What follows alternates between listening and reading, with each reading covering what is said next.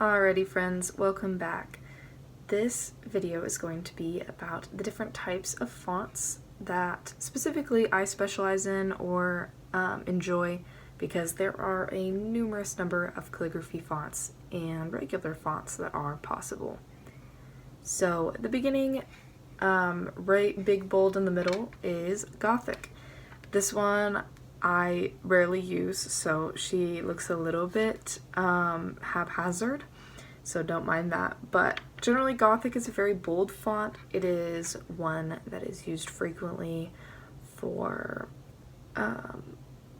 cathedrals, kind of bigger, heavy topics. Gothic to me is not used in my everyday artistic abilities, but it's definitely one that is good to have on your roster, and it makes you pay a lot of attention to all of the small details that are in letters. It also makes you really good at copying styles, because you can look up a Gothic font guide online, and then you can kind of use it as a drawing guide for your Gothic font. As a starting point, this is really great. Once you get into calligraphy more, you may want to try to make your own, but some people, like myself, are content to keep to a general Gothic style. The next one I want to talk about is Italic. I have two versions of it here. I have a Italic calligraphy version, which is this one here, and then I have an Italic regular, which would be if I just wrote the font instead of doing it in calligraphy.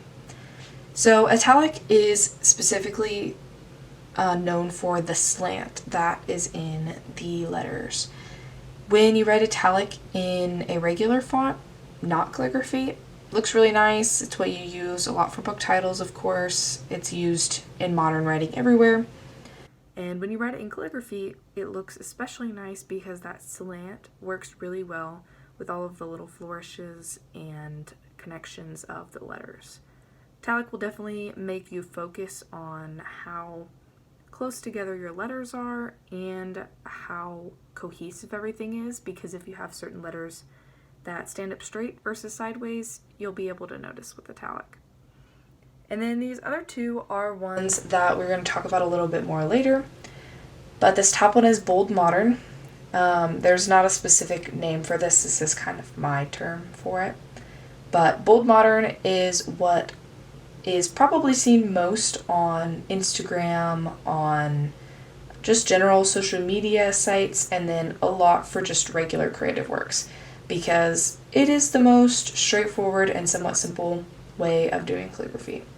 The letters here are very easy to read. It resembles regular cursive a little bit, and then if you want to develop it further, that's where we get into our stylized modern.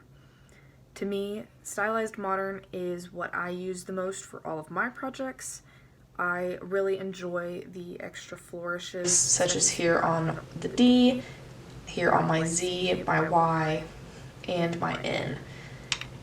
I really enjoy something that looks really cohesive, and to me, adding the flourishes makes it look that way.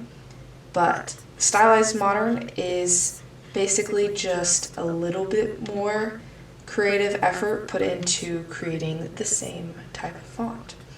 I still do like to try to keep my stuff very even, so you can see I drew some of my guidelines here, definitely drew them for Italic, and just kept a baseline here for the stylized modern. So these are the basic fonts that I work with. I also work with fonts in my everyday handwriting. I try to keep everything cohesive there, but that is more on the extreme side. If you want to learn calligraphy, your handwriting does not have to look good. It is a separate art form in that way.